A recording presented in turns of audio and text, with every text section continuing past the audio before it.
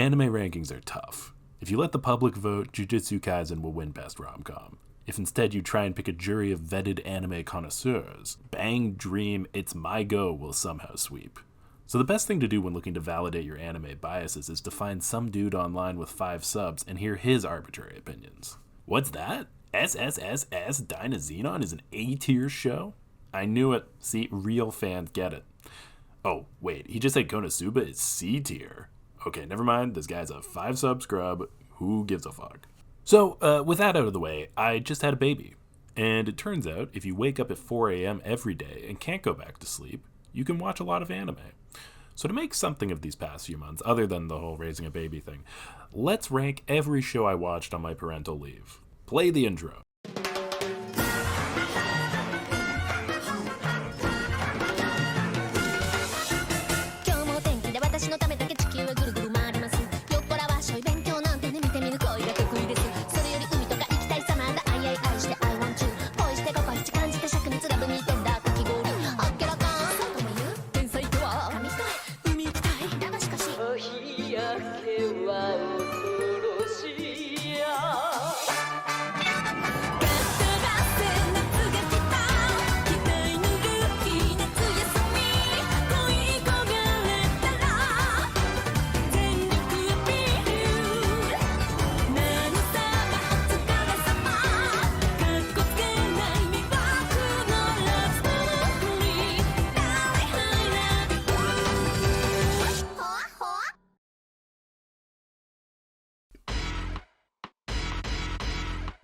Look, I love a story where the angel next door spoils their love interest rotten as much as the next guy, and I especially like when they conveniently live by themselves as a high schooler. But I just call it Toradora. And this show is just Toradora on a gas leak. And not in the fun way where everyone's loopy, but in the real way where everyone is struggling to stay awake. They just keep falling asleep. I mean, check out this one. They both fall asleep. They wake up and the other one's asleep. It's incredible. Or like, check this one out. For context, he told her a minute ago to go hide in his room until his mom leaves. She fell asleep. They don't say why. I get it though, I struggle staying awake too. 90% of this show is spent on the same couch, with nobody moving. They even have to resort to reaction shots from the furniture. But you know what, for all its flaws, this show has something a lot of shows on this list doesn't have. A confirmed second season. Oh my god. Is Diebuster the greatest mech show of all time? No, of course not. But is it the greatest studio anniversary sci-fi anime about 2 girls on Mars? No, that's Metallic Rouge. Is it even called Diebuster? Apparently not, according to Crunchyroll at least. Diebuster is always going to be fighting an uphill battle on this ranking because it's short. It's only 6 episodes. But I don't want to imply that it's all bad. I mean, this is still a Gainax production back when that meant something. But honestly, it's too short to leave much of an impression, and what does stick, I don't think is a positive contribution to the Gunbuster mythos. The issues with this show can be seen clearly by watching the opening theme.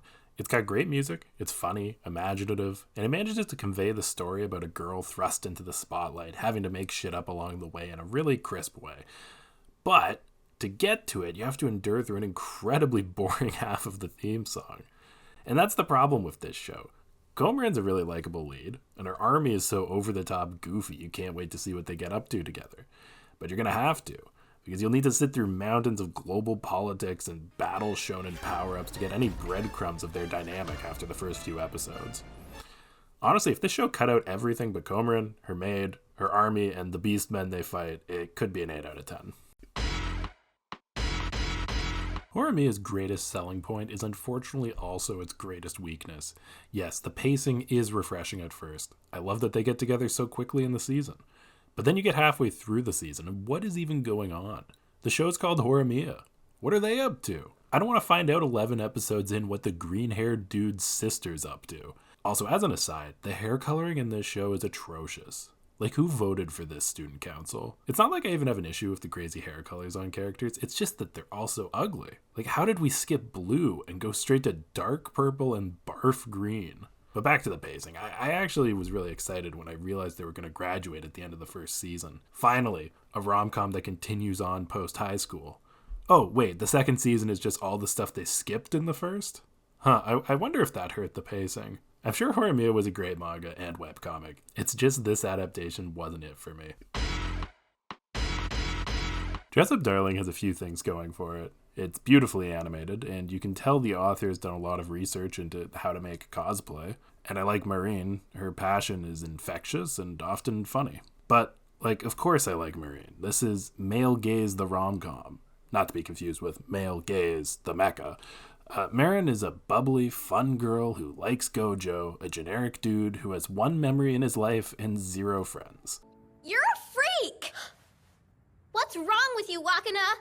Dolls are for girls. Boys aren't supposed to play with them. You're not my friend. I hate you! And the more you focus in on it, the less there is. I remember in the premiere seeing a quick scene of Gojo at a shrine and thinking, I wonder where they'll go with this. The answer is nowhere, because the author didn't give him parents, because that would be more work. This is the opposite of Horimiya. It's a great studio that's uplifting a mediocre source material. By the way, I know it looks like I just hate romance animes, but believe me, the top of this list has them featured just as heavily as the bottom. Lain is 26 years old at this point, and it's still one of the most visually striking anime on this list. It also has a good argument for the best opening as well. It's an incredible achievement that people still talk about this show so much in the present day. Present time! The reason it isn't higher, though, is that beneath all the imagery and themes, I didn't really like the actual story it's telling. This is one of those stories where I end up going to old rewatch threads on Reddit to figure out what happened, and then I'm still not satisfied. What was the deal with Lane's sister? Why was she even there? Or what are the knights even doing half of the time? And this is just disregarding when we take a detour to learn about Roswell and the world brain. I don't know. I liked Lain, and I wish there were more oddball shows like it today. It's just that I liked 40 shows more than it. Okay, first off, I have to show you my favorite moment in Plastic Memories. And I'm showing this scene because I feel like it demonstrates Plastic Memories' biggest flaw, which is a sense of tonal whiplash. That was pretty intense, right? Oh, okay, going back to the conversation now. This show shouldn't have to jump around tonally. It's very clearly supposed to be a sad show. The premise is basically people travel around and euthanize sentient robots in the prime of their lives. And half of the people who are performing the euthanizations will be euthanized themselves in a few years because they're not people, they're robots. The sad reality of this show is baked into the premise from the first episode. So why is this more often a goofy workplace comedy where everybody lives in the company dorms getting up to hijinks together? The show's 60% office comedy, 30% tragedy, and 10% balls to the wall action in the middle of the season for no reason. I need to clarify here. Our protagonist here showed up with no training. Why is he going into a literal war zone? If you've ever watched a workplace safety video, you are more qualified than this man for what is about to happen. The worst part though, it does everything well. It's funny when it tries to be. It's sad when it wants to be. It's just that the whiplash ends up draining too much of the impact from both.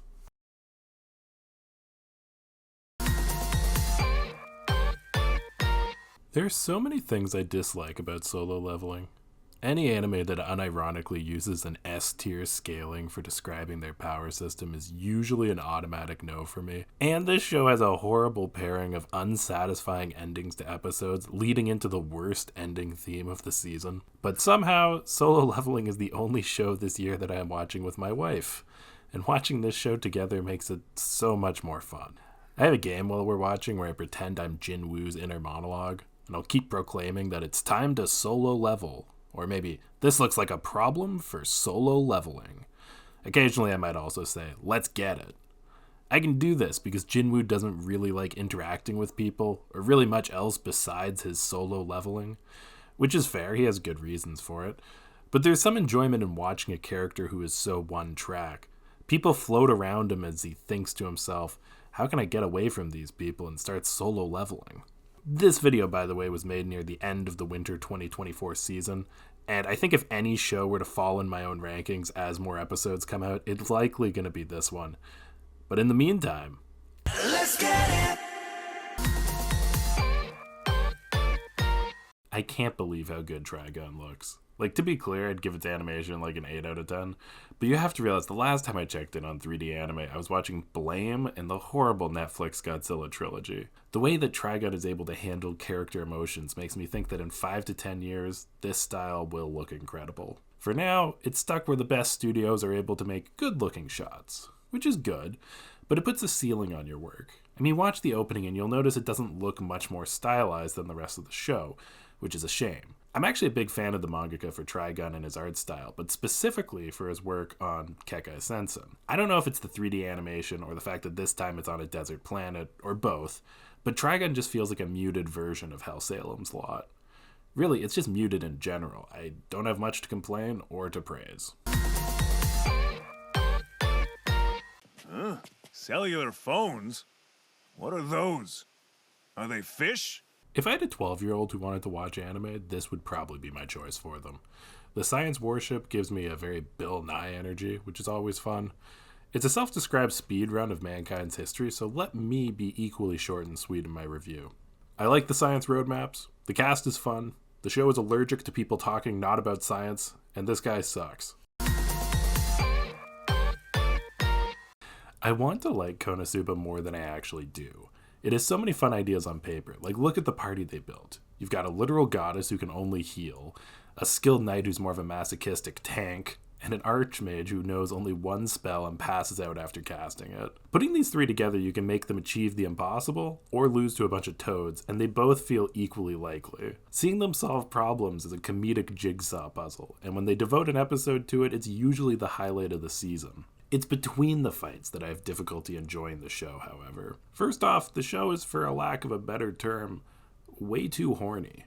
This isn't me complaining about sexual humor, although I don't think Konosuba handles that particularly well either.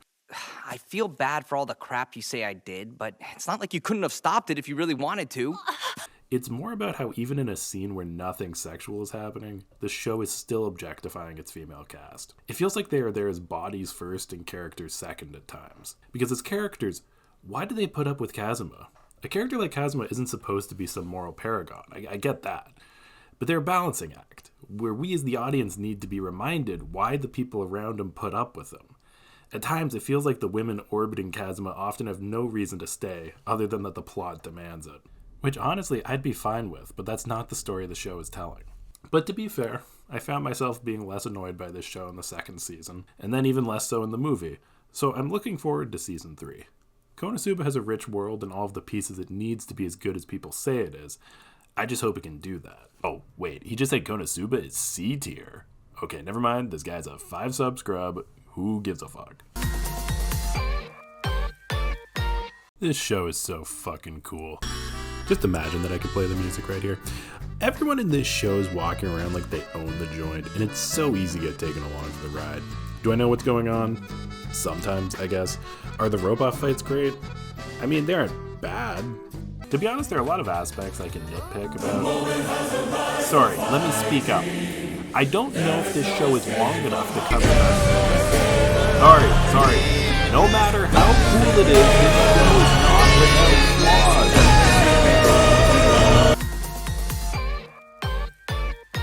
There's so many male power fantasy animes, it's refreshing to watch a female power fantasy.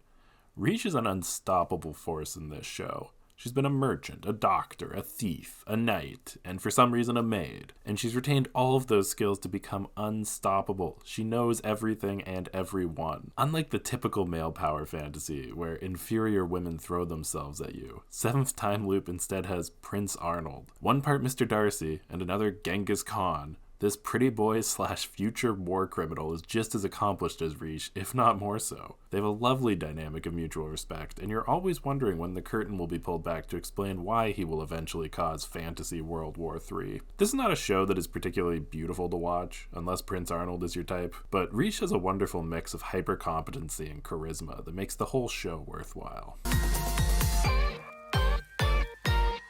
This is without a doubt the dumbest show on this list. I mean, it translates to English to Idiot Girl, so that's sort of the point. But maybe the fact that it's so dumb is the reason I enjoy it so much. Humor is the worst genre to translate. A lot of clever wordplay gets lost when you change the entire language.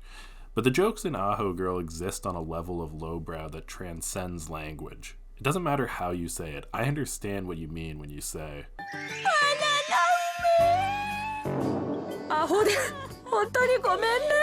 but this show also sticks out for a dozen other reasons. I mean, it's a 4-coma adaptation, so you can almost track the panels in the joke rhythm. The theme song is so cheap, but if you couldn't tell by now, I love it. And although there is fan service in this show, it's clearly there as comedic setup, almost like a raunchier comedic take on Captain Underpants. Of course, being 100% focused on humor means character growth is sort of abandoned. These characters are static pieces that are moved around from scene to scene to get a laugh, which is fine, but we'll see higher up on the list what Hiroyuki, the mangaka, can do if he tries a bit harder. I mean, other than go into debt buying watches. This is my barometer for romantic comedies. If it's better than Tomo-chan, it's a good rom-com. If it's worse, it's bad. Tomo-chan sets out with a simple goal, and it accomplishes it. Tomo-chan wants to date June, but her tomboy persona gets in the way. One season of wacky high school antics later, they get together. The art's good, the humor is fine, the theme song's good, the extended theme song is whack, and honestly sounds like they just missed a bunch of notes. I don't know, I'm not a music critic. I will say this, though, you have to respect any anime that compresses 1,000 chapters into 13 episodes. I would have a lot more to say about Mashle if they would just release the English dub already for season 2. I'm usually a subs guy, but I sometimes will start a show dubbed if I'm planning on not really paying attention and just want something playing while I feed my daughter or do other stuff around the house. However, Mashle and its dub both exceeded my expectations, and so I wanted to listen to more of it. People love to compare Mashle to One Punch Man plus Harry Potter, or One Punch Man plus Mob Psycho. And yeah, this dumb comedy isn't as good as those classics. But if you judge it by its own merit, you do have a solid action comedy that builds a pretty solid supporting cast. Oh, and I heard the second OP is pretty good. We'll let you know in December when the dub comes out. I found Anohana in this wonderful Reddit poll of the saddest anime, which I used for finding a few shows on this list. But I found more often Anohana made me mad, not sad. Before we even get to the opening theme, we're already dealing with this very problematic romance between a 15-year-old and a 10-year-old ghost who looks 15. I don't think this topic is unwritable, by the way, but I don't think Anohana nails it either. More frustrating is the ghost logic. Nobody can see Menma except for our protagonist, but she can pick things up and other people would see that it's floating. When you realize that's been the case 8 episodes in, it's impossible to not groan in frustration. How did they not try this 8 episodes ago? It's a type of plot that might work in a fast-paced movie, but it's stretched beyond thin in this full season. But even with all this extra runtime, certain characters still feel underdeveloped. So why is this show so high? 2 reasons. 1, the music is good.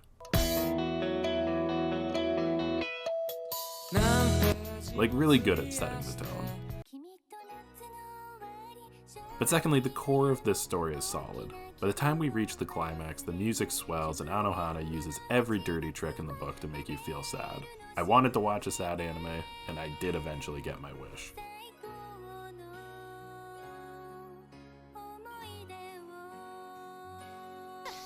It's been decided! Huh? What you mean? We are the Super Peace Busters! Huh? Oh my gosh, that's the coolest name ever! What is a buster?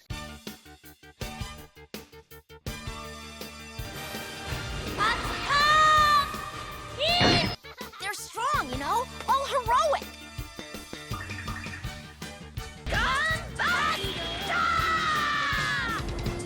Together we're gonna defend the peace! So what do we do? Wherever there's peace, we'll protect it! Gunbuster is a trip. We've now reached the part of the list where I really want to sing the praises of all of the entries, so let me get the problems out of the way quickly. First off, it's short, it's only 6 episodes. It's got some weird 80s style fan service sprinkled all throughout it. And the fact that it's parodying a tennis anime from 1974 means that some aspects don't always hit the modern audience. Okay, now ignore all of that. You have to watch Gunbuster. The first episode introduces you to the hilarious mix of an all-girls high school and space war. But then the next few episodes introduce our wonderfully simple antagonists, space monsters, and set the stakes. But by episode 4, we meet the titular Gunbuster. Gunbuster is the coolest fucking robot you'll ever see. Gunbuster makes no sense. Every other buster humanity built would be lucky to fight one space monster to a standstill. Gunbuster can go toe-to-toe with roughly 5 billion space monsters. It would be like if Ancient Man went straight from fire to the Apache attack helicopter overnight. Words don't describe Gunbuster unless those words begin with Buster.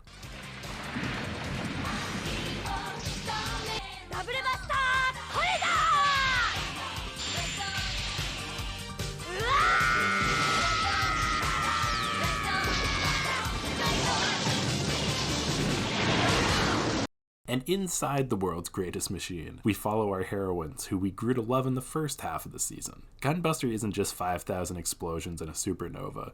It's the tale of 2 girls having to grow up too fast to save a world that they will never get to enjoy. Much like Anno's more famous work Evangelion, this is a story that hooks you immediately, amazes you with the action, and leaves you thinking. Everyone should watch Gunbuster, and then instead of watching Diebuster, just watch Gunbuster again. And that's all for part 1, folks. We've got 2 more parts to go, so make sure to subscribe if you want to see how this list ends. Or if you think this list sucks, make sure to come fight me in the comments. Both are much appreciated. And as a thanks for making it all the way to the end, I'll leave you with one bonus recommendation. This time it's a manga that I read during my parental leave. Girl's Last Tour. Using clips from the anime, I think the manga's better. I really like this one. It's grim, it's inspiring at times, it's a bit silly. It's worth a read.